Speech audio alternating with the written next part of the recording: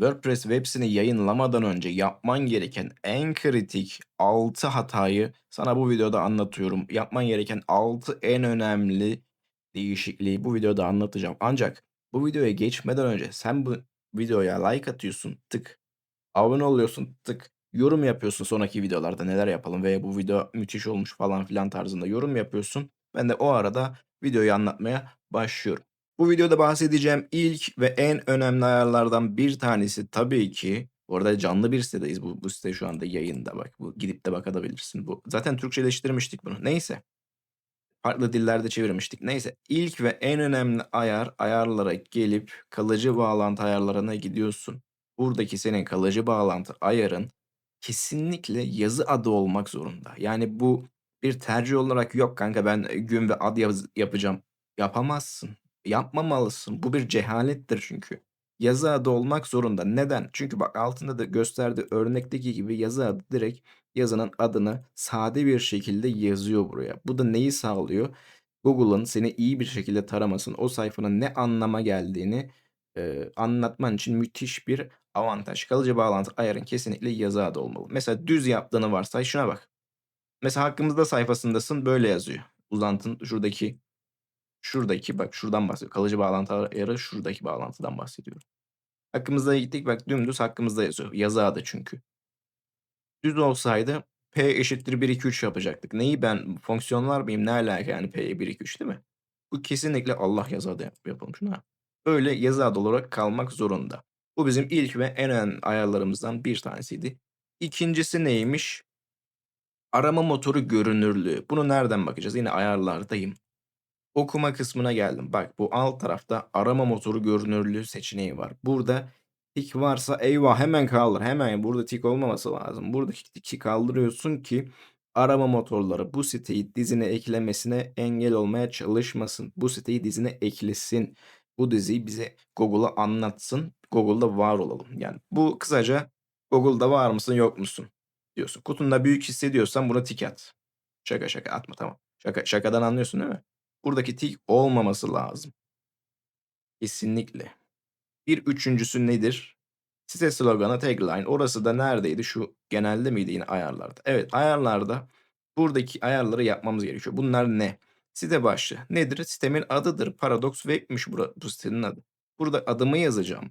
Hemen altına sloganını yazacağım ki varsa. Yoksa da slogan için belki bir muamma gösterilebilir, bir müsamaha gösterilebilir ama varsa yaz. Yoksa da bak burası slogan mı? Değil ama bunları yazmışım ben yine de. Ve tabii ki hemen altında site simgesi. Bu site simgesi ne biliyor musun? Bak bu şu yukarıdaki bak şu yeşili görüyor musun? Şuradaki favikonlardır. Bu tüm web sitelerinde vardır. Bazen görüyorum. Ya müthiş bir site yapmış adam örneğin. Çok göremiyorum tabii de müthiş web sitelerini. Yapmış diyelim ama şu favikonu koymamış. Burası boş ve WordPress'in logosu falan var yani. Bunu niye koymuyorsun? Çok basit. Şuraya bir tane favicon koyacaksın. Bak kare olarak kare olacak bu kadar yani. Hatta logondan bile kesip koyabilirsin bunu yani. Bunu yapman lazım. Bu üçüncü önemli ayarlardan bir tanesi. Bir dördüncüsü de yine bu alanda. Buradaki WordPress adresiyle site adresindeki bağlantın HTTPS olması lazım. İkisi de HTTPS olmalı. Bu S nedir? SSL'in S'sidir. Yani bu da diyor ki benim web sitem güvenli bir bağlantı sunuyor. Ben bir dolandırıcı, ben bir kalpazan değilim diyor Google'a kısaca ve kullanıcıya da. Müşteriye de kalpazan olmadığını anlatabilirsin bu şekilde. Uyarı vermez. Bütün yönlendirmeler HTTPS olmalı ki güvenli bir şekilde girsin, güvenli bir şekilde anlaşılsın senin web siten. Bu bizim dördüncü kritik ayarımızdı. Beşincisi neymiş? Ortam boyutları. Aynen ortam boyutları. Bakın bu yine ayarlarda nerede ortamlar var.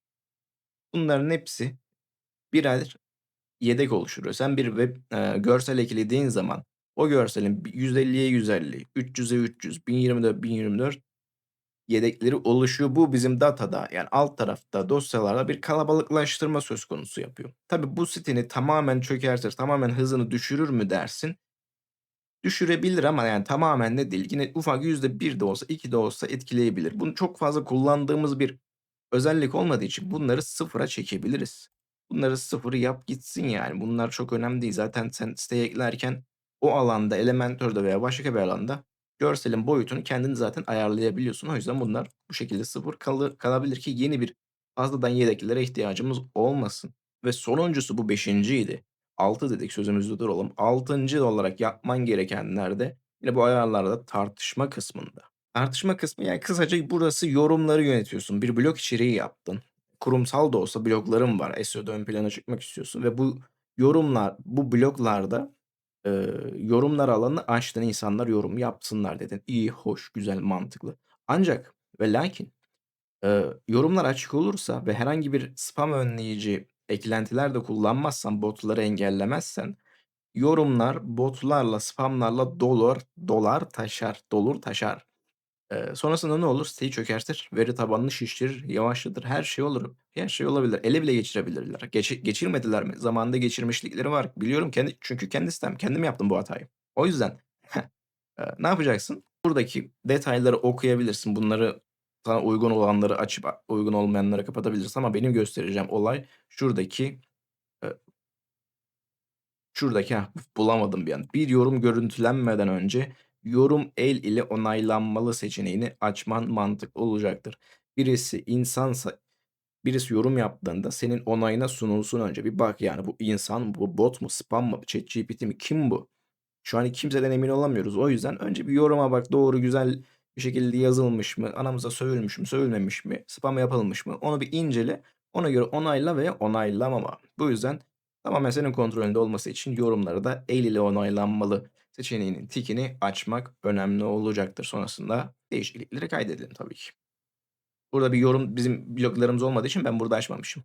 Bu video çok hızlı bir şekilde bu kadardı. WordPress web sitelerini yayınlamadan önce yapman gereken en kritik hatalardan, en kritik ayarlardan birkaç tanesinden bahsettik. Bu video hoşuna gittiyse, ki hoşuna gitmesi gerekiyor çünkü bunlar önemli ayarlar. Like atmayı, abone olmayı ve yorum yazmayı unutmuyorsun. Bir sonraki videoda görüşüyoruz. Kendime bakıyorum, gayet iyi gözüküyorum.